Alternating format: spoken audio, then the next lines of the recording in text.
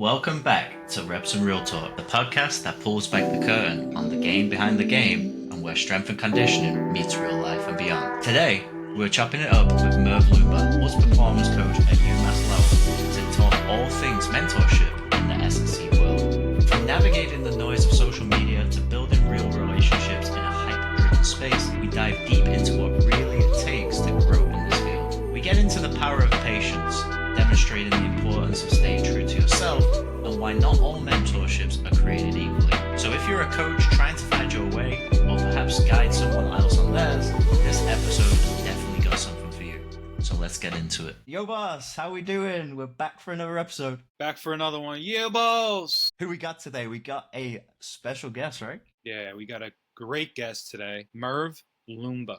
So Merv, just for the listeners, just tell a little bit about yourself who doesn't know you at this point, right? Just give a little rundown. Well, I right now I'm a strength and conditioning coach over at UMass Lowell. I've been there for the last 5 years now. Kind of grew up in the game over there. So I did my graduate assistantship over at UMass Lowell. And then I came up, I was a part-time employee, and then I lucky enough for that to turn into a full-time opportunity. So that's kind of where I'm at now. Previously, I was at the University of Pennsylvania, where I got to connect with a bunch of you guys. Funny enough, I actually connected with Justin. We went to the same undergrad. I was privileged to be assigned to the same strength and conditioning group for a group project. And man, that guy went into a lot of detail in that strength and conditioning project, and little did I know he was already working professionally. So really lucky to connect with him. And then Craig, I think we connected at a conference, chopping it up, playing some pool down south. So really lucky that Philly had brought us together. So thanks for having me. Yeah, man. First off, I don't need any accolades, man. You're the guy. You're top in the class. You made my job way easier. But you're awesome. You collaborate great. Love catching up with you when we get the chance to, and happy to have you on, man. Yeah, we're literally sitting in the front of the class for this super, I'll say dry lecture. I love the guy, but super dry lecture. Yeah. I was like, oh, what are you up to? I'm going to go work with the Blue Coats later. I was like, oh yeah, I'm in full-time classes and I'm also working full-time. So, I mean, a testament to that grit. I'm always going to turn it back on you because I don't know how you did it back then, but I don't know. Glad that 8 a.m. brought us together. That looks like small worlds right there, because me and Justin connected because of the Sixers and Blue Coats. That's how we know each other. You guys are connecting and have that interweb of Justin is working at the Blue Coats. And then Merv, you mentioned that you were at Penn, and then I subsequently later on ended up being one of the S&Cs at Penn. So it's kind of like this almost trifecta type connections, which is our industry in a sense, right? Wait, what is it called? The 6 degrees of Kevin Bacon, something like that. 7 degrees of Kevin yeah. Bacon, something like that. That's six degrees of Kevin Bacon. Everybody is one person away from knowing each other. So one thing I want to ask you, Merv, we obviously just got your background in terms of S&C, where you've been at. But what's one thing that's about you that we don't know in terms of your professional bio, right? Step away from that. Personal Merv, we obviously know each other. We're from the professional setting. You and Justin were in school together. So what's one thing the listeners should know about you that's outside of S&C? I feel like, I'm really, really a huge coffee and foodie.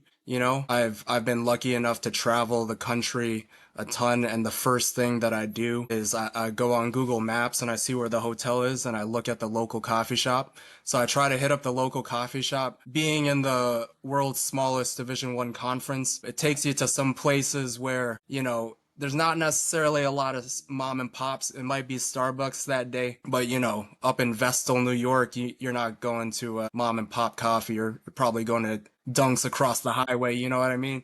Or Sure. Smithfield, Rhode Island. So it's a tough go sometimes, but when I'm lucky enough to explore different parts of the country, I try to drink coffee and eat my way through the cities. Feel It's a tremendous thing. I think I would say I'm a foodie as well. Craig, wouldn't you say you are too? In our free time, I feel like as S&C coaches, right? Because our generally like our hobbies align with fitness. So it ends up being food and nutrition as well. But I would say the one thing with the coffee is me, Justin, and one of our colleagues, Dan Erickson, at the time at the Bluecoats, like I always remember game day routines where we go get nitro cold brews. That was kind of like Man, our that was the thing. best. And it was Starbucks, and like Starbucks does a great job of that. But I do enjoy like the mom and pop stuff as well at some points. And I'll admit it, and I'll order a coffee black. But then when I go up to the counter, I'll be like, all right, what flavors do you have? You have any syrups? So you're like walking around as this like tough guy. You're like, oh, I'm drinking black coffee, rah rah rah, like, gravel in my voice. But like, I got some like snickerdoodle syrup in there. Something A little make flavor it a once little in a while is sweet. okay, man. You know? Yeah. What was it? The sweet cream cold foam. That blew my Oh mind. That's like the Man. best thing in the world. But all right, so in terms of today, we wanted to focus a little bit on mentorship. And Merv, you've had a interesting background because of your journey and you're mentoring people now and staff, right? And that's kind of what when we first met, we started like discussing a lot of that stuff.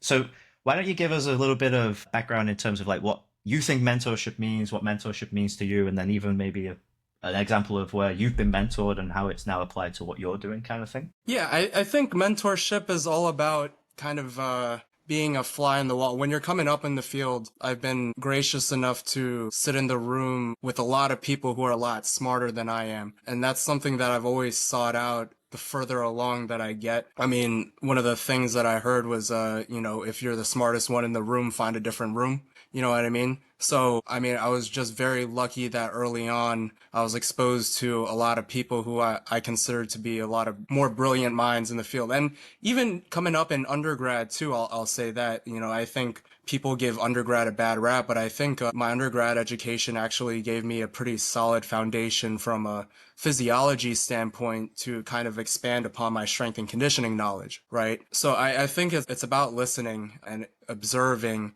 and then getting familiar with circumstance. And that's how I learn, you know what I mean? I absorb it in environment, and then from there I ask questions, and that's how I try to include myself in that environment. So from a mentorship standpoint, I think that's something super early on that I was very lucky, because I feel like a lot of people, I'll say, who are coming up now want things immediately, right? And I think there's a prerequisite of time that you have to get adjusted with the field. Like there's a certain, you just have to be in the trenches for a certain amount of time to learn certain things. And there's an immediacy to what the people who are coming up now, and I'm still coming up, but I think people who I'm mentoring now, that's oftentimes something that I have to work on with them is having this level of patience, right?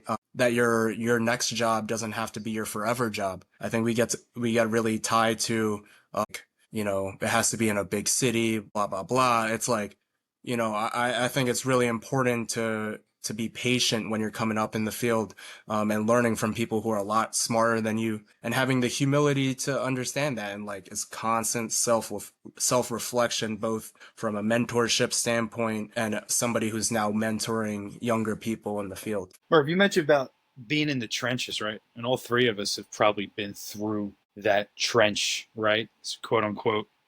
What do you think in this like new day and age with social media, all the certifications out there, these like online gurus, right? How can we do this now? You know what I'm saying? Like, how do these kids get this experience? Because they want to be paid, right? And they're not used to doing things for like free or even just for experience only. So, like, what do you think? I think there's an education that has to happen amongst the young people who are coming up.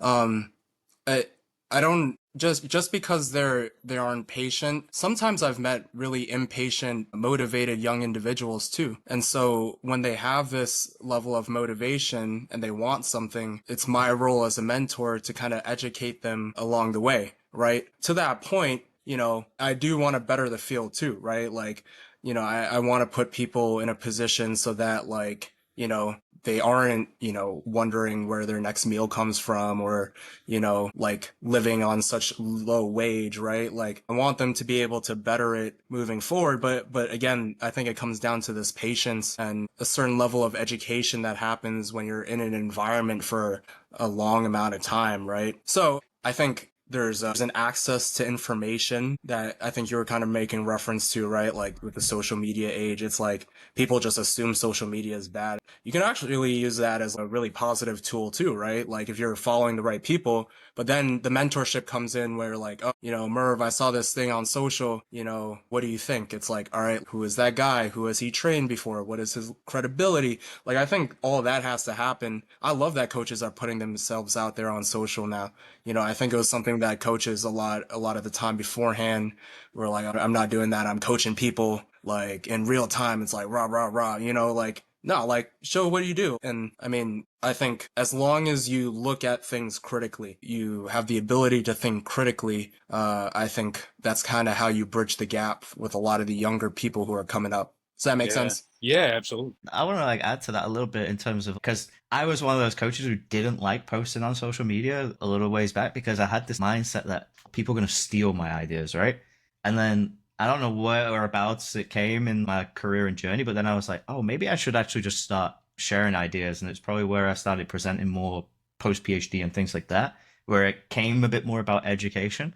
But the other thing that I want to kind of just circle back on was that fast track, because I feel like now, because of the amount of accessibility to information, young coaches, in theory, could just go and steal, in a sense, steal all of these different ideas, but they've never actually implemented those ideas.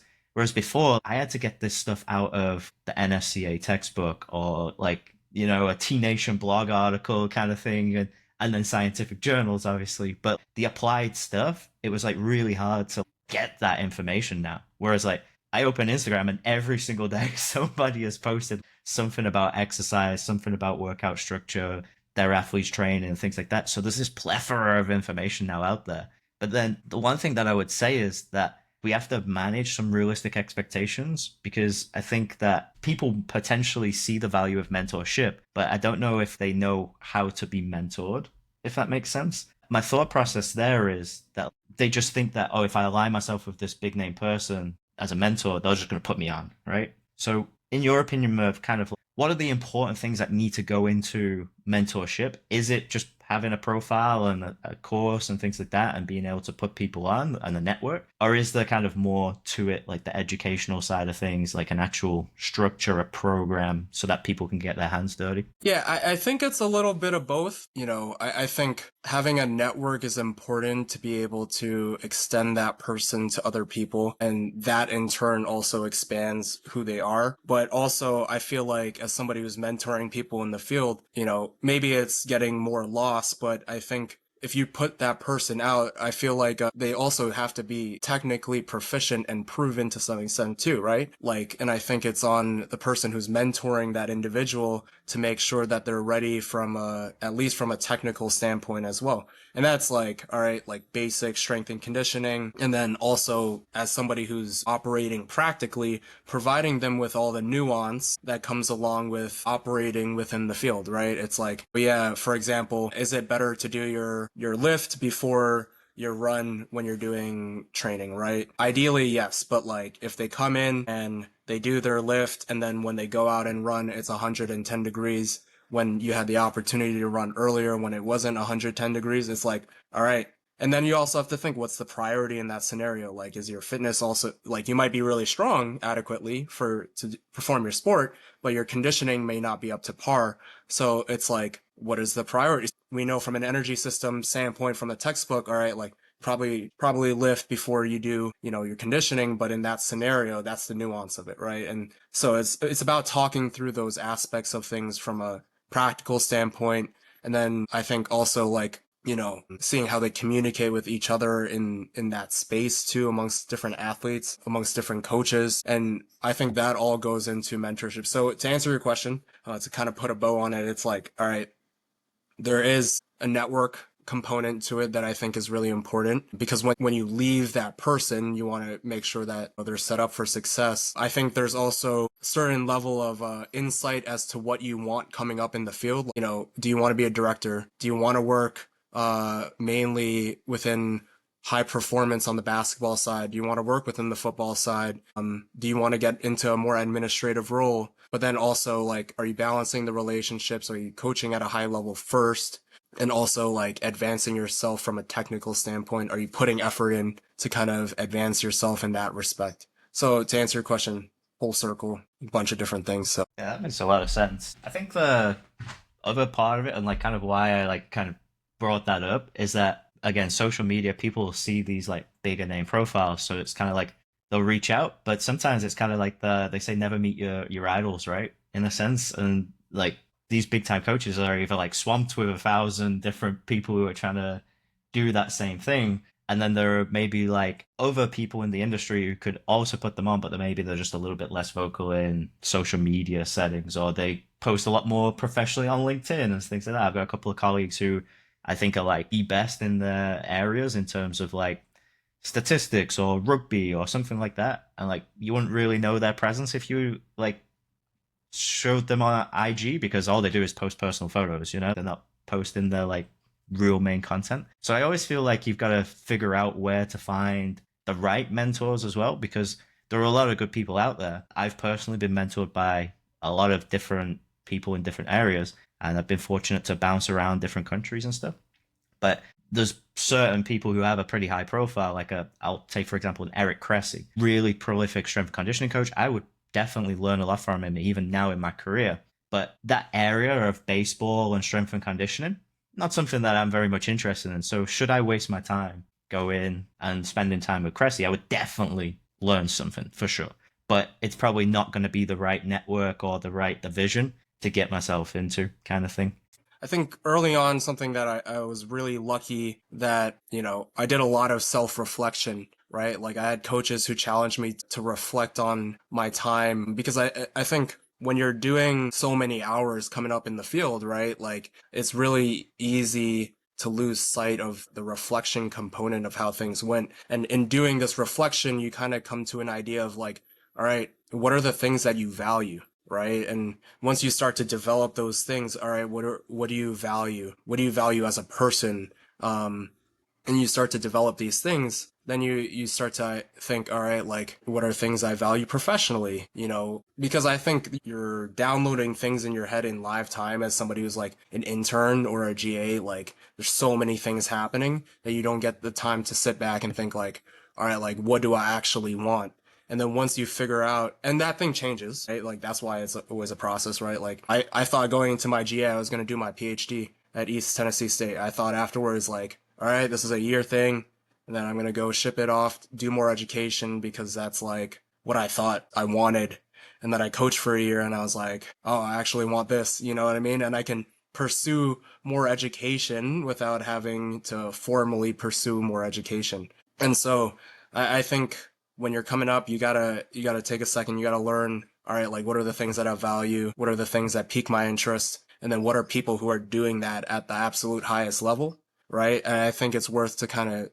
I think a lot of people are willing to spend like half an hour to chop it up and try to mentor somebody who's young. And that's the thing. That's the thing that I love about strength and conditioning. It's like, I think we build people up as idols in the field, right? But then you meet them in person and you're like, oh, you're just a cool person, like you're who you are, at least I do. Like I see somebody who's like, oh, that person has 100,000 followers on IG. And then I see him out and then it's like, they're pretty cool, Yeah, so just a normal guy, right? Or girl, right? yeah. It's like generally speaking, like it's everyone's kind of like the same. It's like athletes. Like everyone thinks that like athletes are like these crazy aliens sort of thing, and actually they're just all normal people who are like very, very good at a skill, which is their sport, sort of thing. But just I'm gonna throw this one to you a little bit because you've been quiet over there, so let's get you involved. I'm listening. Sometimes I like Yeah, I like to listen, and it's about Mervs.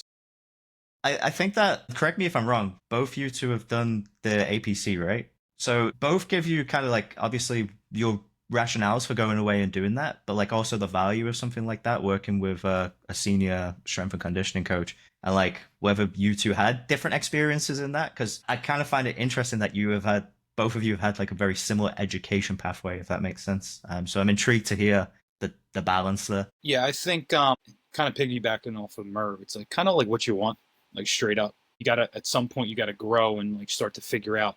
Again, your values are part of that, but like what's your personal life look like, and where do you want to go within your career path, right? And how do I get there? Because you're not going to work with men's basketball and be the lead strength coach right off the rip, right? So you're going to need a few internships. You're going to do some different sports, so things of that nature. But reason why I took APC, the timing in my life was we were during COVID, right? Great time for, are we dropping names? Yeah, throw it in there for sure. Dr. Ramsey Nijam came out with a course, Applied Performance Coach, level 1. I was part of the first cohort. And why did I take it? Well, I was unemployed at the time, right? After the Sixers, COVID happened, kind of like I was looking for another avenue to kind of stay relevant, being a community base. Like everybody has this similar goals. So for me, it was the right place to be. And I asked Jesse Wright, another mentor, great person to kind of bounce ideas off of, guy who's been around the block a few times. Again, here's my going to Jesse and asking, who is Ramsey? I didn't really know too much about Ramsey. I just knew that he was the youngest strength coach in the NBA at that time.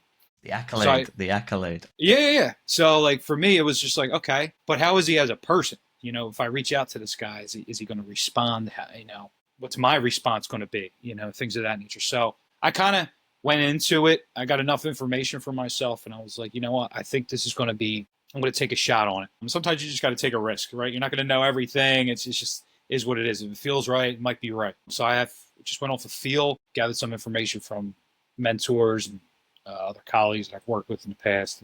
And from there, I wanted to learn with other people, right? And a lot of things that I kind of already knew, brushed up on, things of that nature. But it opened my network up a little bit wider. It also, I didn't know anybody in that cohort. So I kind of was able to kind of give my story. And during that, the first couple weeks, it was kind of cool because Ramsey made you reach out to somebody. But I was already doing that because that's why I was in the course, right? So a couple names I'll drop was like Jordan Forget. I'm still in contact with him to this day. I mean, this is a guy that I reach out to often, works for the Dallas Mavericks. Alex Cost, who's in UC San Diego, men's basketball. So guys like that, we did a project together. And it just kind of hit it off. Like your first couple people, if not, you move on to somebody else that has similar, interest and goals. And I don't know, it just worked, and it just kind of fell to the right thing. And then I kept posting about it, did the course. And then I think it just grew from there because a lot of people in basketball, related to basketball, was a hot topic at the time on social media as well. I think it kind of grew just from word of mouth, social media, things of that nature. So I think when something's good, it'll get out, right?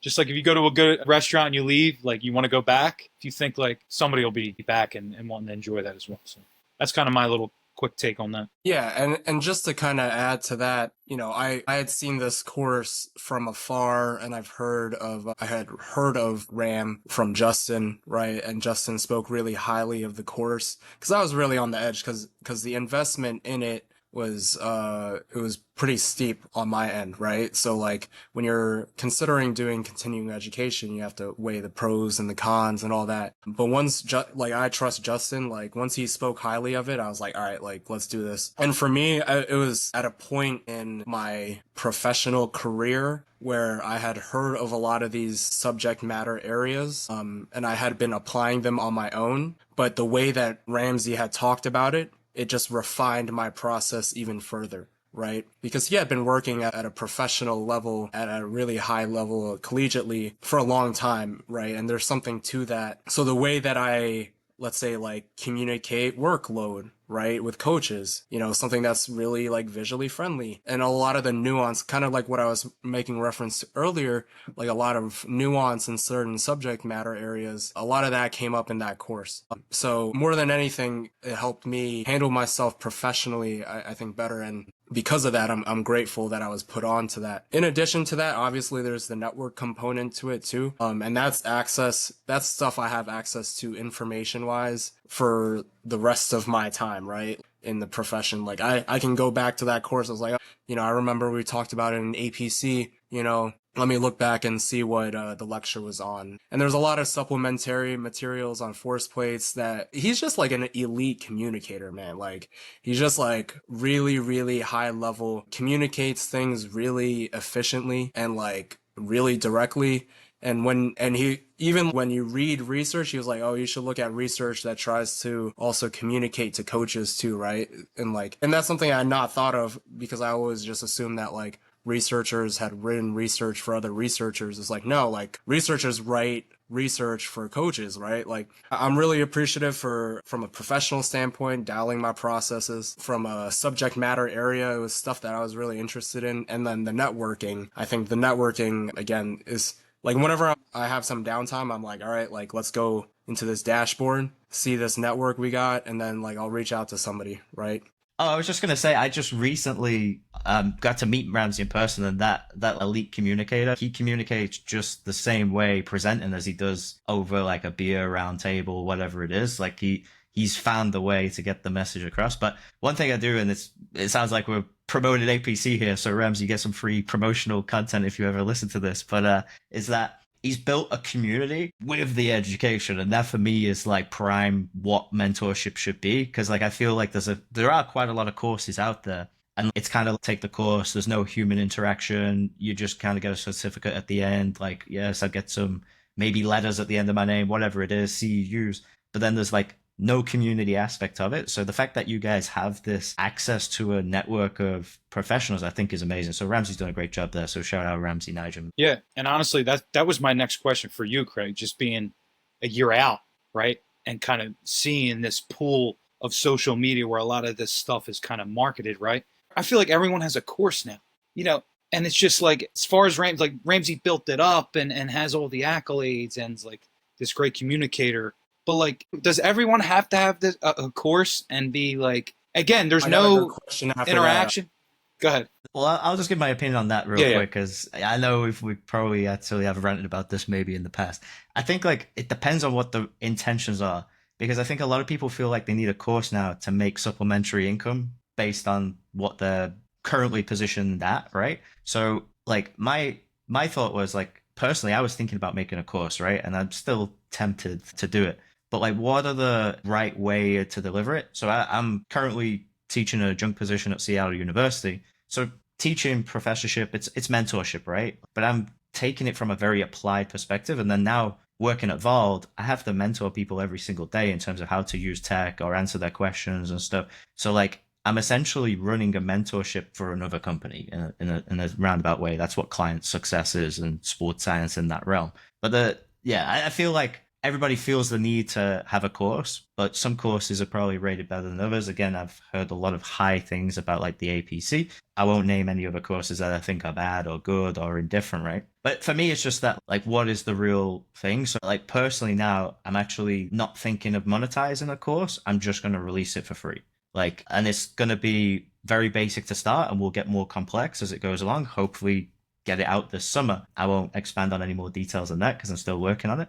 But my intentions is that I don't need to gain profit off this. I just want to develop other practitioners. And if that, then buy me a coffee on Patreon page or something like that. Like, I'd rather supplement my kind of nutrition and foodie addiction than it be that like people have to have a formalized course. Because for me, I'd rather call up Ramsey and say, hey, look, can I help you out with your course? Because you've built a really good community already. Then try and do that from scratch myself, if that makes sense. Yeah, and just to kind of add to that, like, I think for me, I think there's something that sells when there's a certain level of authenticity that comes along with the content, right? Like, for me, I care more about I care more than just the technical components of it, right? Like, and when I can kind of get a feel for who the person is from other people who's putting out the course, then I'm more likely to make the jump in, pursuing it and buying it, right? Because again, kind of to Craig's point, it's like, what are your true intentions behind this course?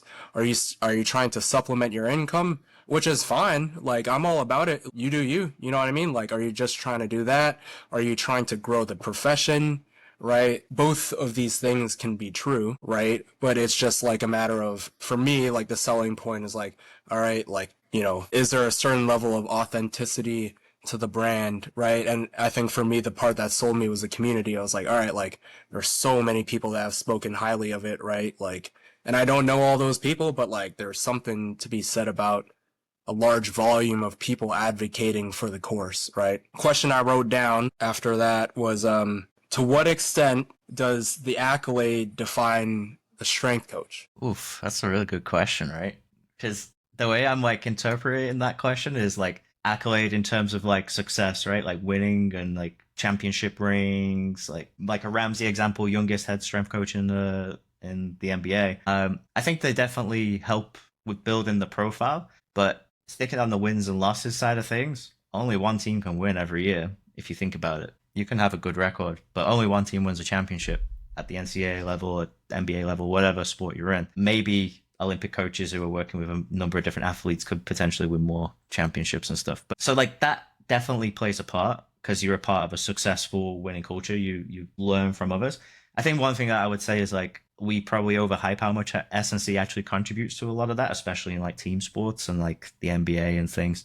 But at the same time, I don't ever discredit like any coach that hasn't won anything. My thing is kind of off like one of the points you just said earlier is like learn about their authenticity and what their background is and like what their knowledge is. Because there'll be certain people who like completely shock you with like the questions that they ask, whether it's from an internship, it's a student, whoever it is. And there'll be some big time coaches who like, when you do hear them talk, you're like, wait, this is not right. Or like, this doesn't align with like my principles and stuff. So I think it helps. And generally, I think the saying cream always rises to the top sort of thing. Like some people with the accolades are going to keep going up and up because they've got that reputation. But it's like anything, like even in sports, a G League player who's given his opportunity in the NBA could go out there, drop 20 a night and get a pro contract. Similar, I think, with an S&C coach. You get the right opportunity with the right coaching staff, and that coaching staff just happens to build momentum.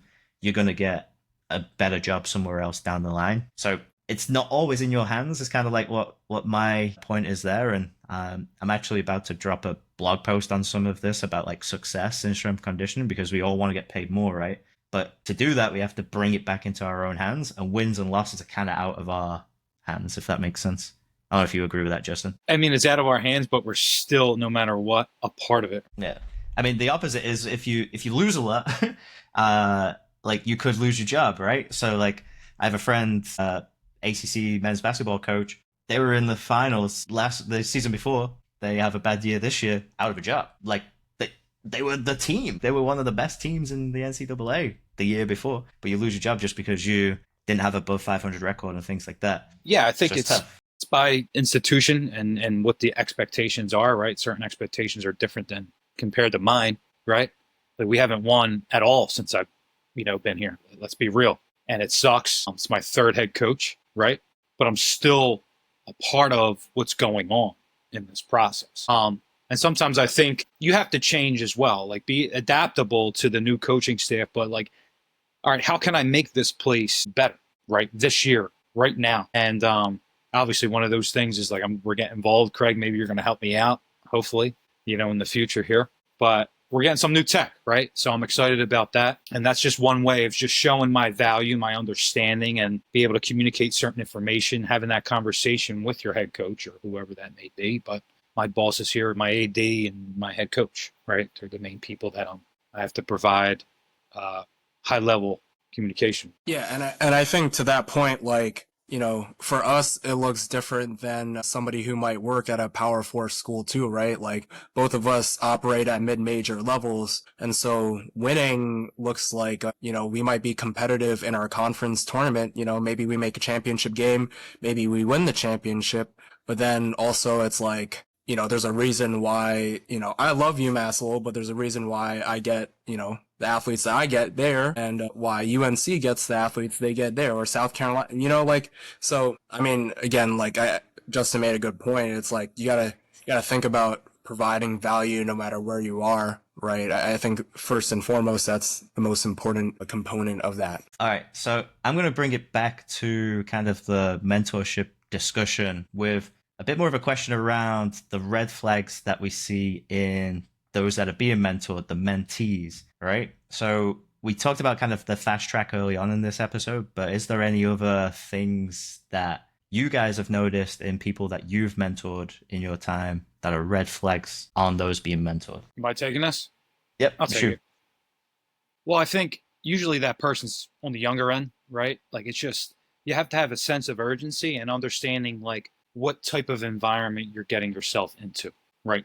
hopefully you've done a little bit of research. You're not going to know much of everything off the rip, but it's kind of like how you present yourself every day. What are your interests and why you want this? Because this isn't for the weak, this job, this career. So I think a lot of that is just like being able to communicate, understand like all the simple things that are kind of like free. Just be on time. If you're assigned a team, understand like what energy systems you're going to be working. What do you plan on doing? Ask a right question if you feel like you don't understand what you're supposed to be doing. There's a sense of like understanding of the flow of the weight room. If there's another team in there, right?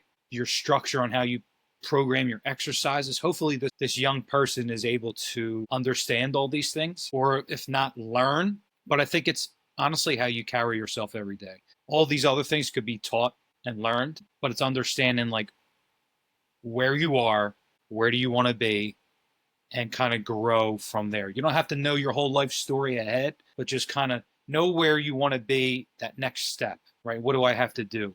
Who do I have to put myself in front of, right? And that's part of us giving them that network, right? So if somebody has all these qualities, you're more or less more inclined to speak highly of that person, right? Because they're all qualities that you think are in a successful strength and conditioning coach. Most successful strength and conditioning coaches have all those qualities, I think.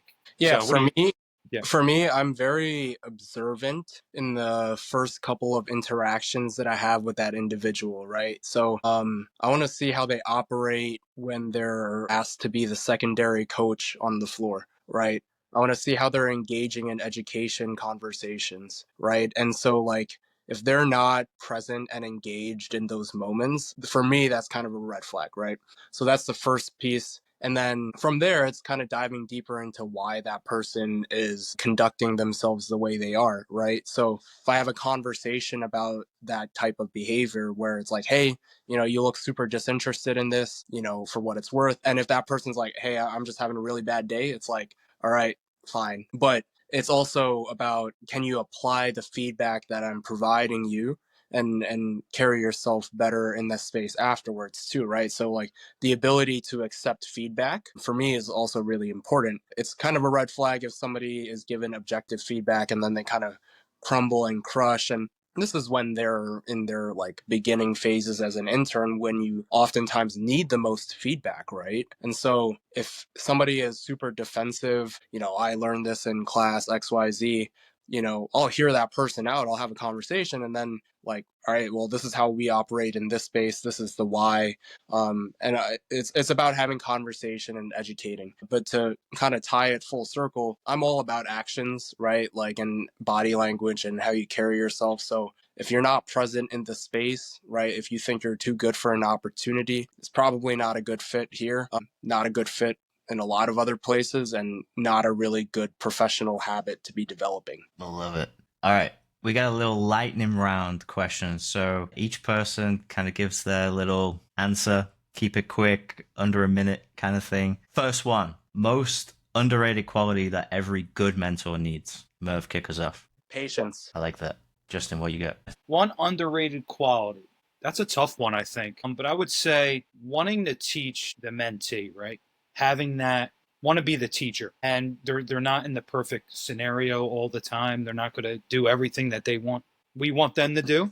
But sometimes you have to teach people how to do those things, right? So I think being what the mentor is supposed to be as a teacher, and then accepting everybody learns a little bit differently. So I would say being a good teacher. I like both of those. Merv, you kind of stole mine, so I had to think about one on the spot here. I'm going to go with listener, which kind of goes into being patient. Like a good mentor has to be a good listener, because if you're only thinking about like what you're going to say to them and teach them, like you never get taught by them, if you know what I mean. So you have to be a pretty good listener, I think.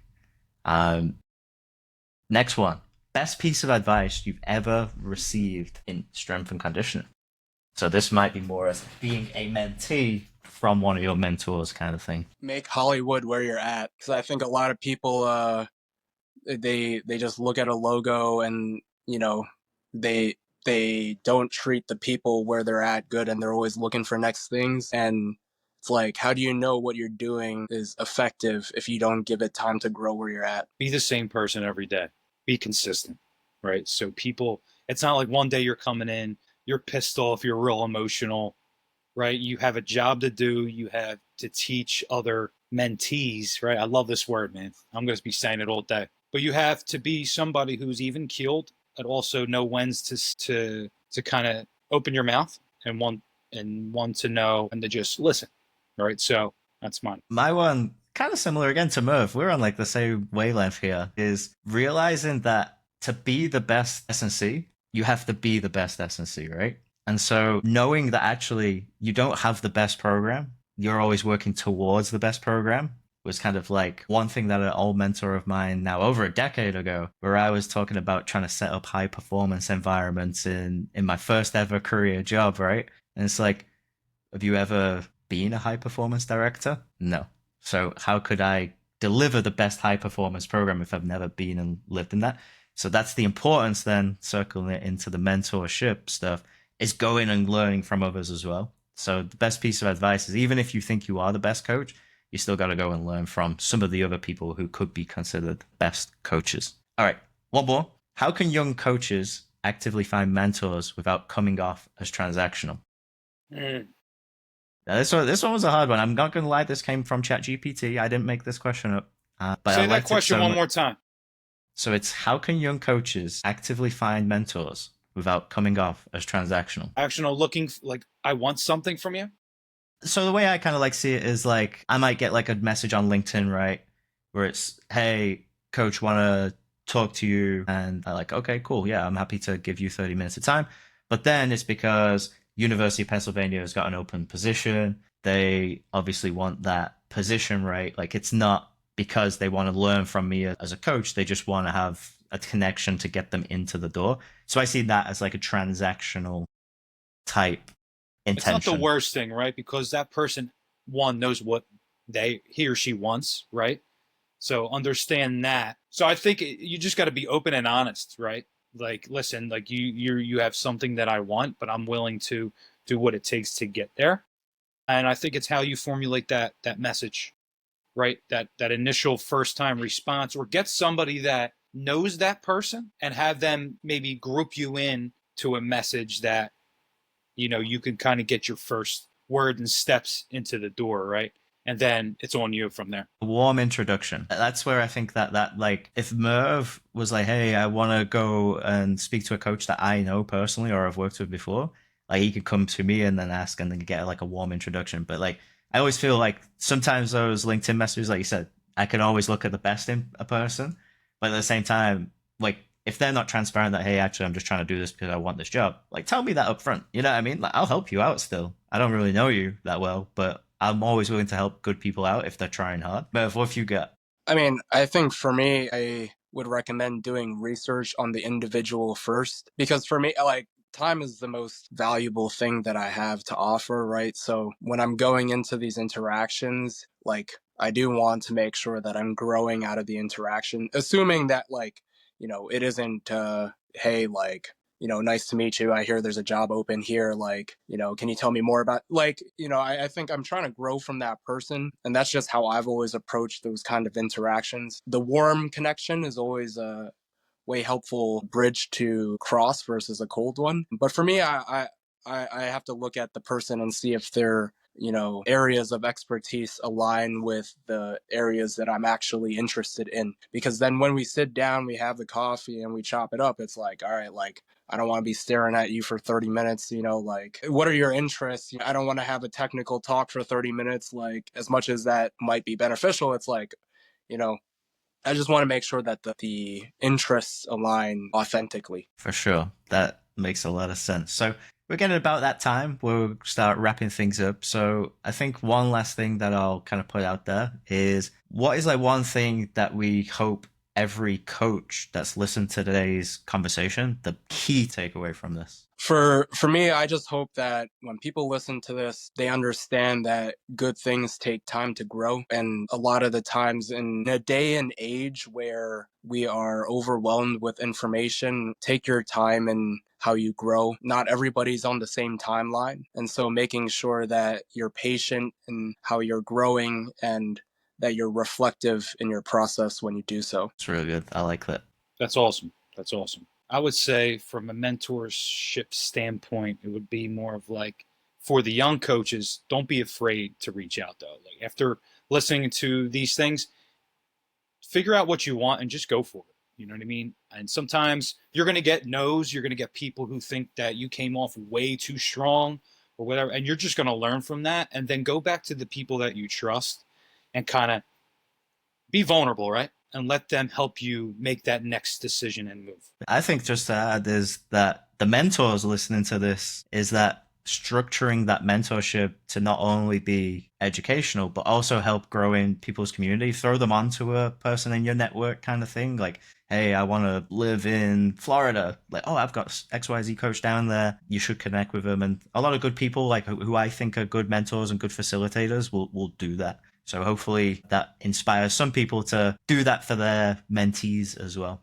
So hold on 1 second, right? No. In strength and conditioning, we're quote unquote lifelong learners, right? We got to be lifelong mentors too, because the more experience we get as we grow in our careers, we just got to constantly keep giving back, because we just got to keep elevating and just kind of get people that don't have that experience just involved and understand and just be better people on and off or in and out. Paying of it forward. You got to pay it forward. If you pay it forward, it always comes back. And that's Absolutely. what I've found so far in my career. Growth.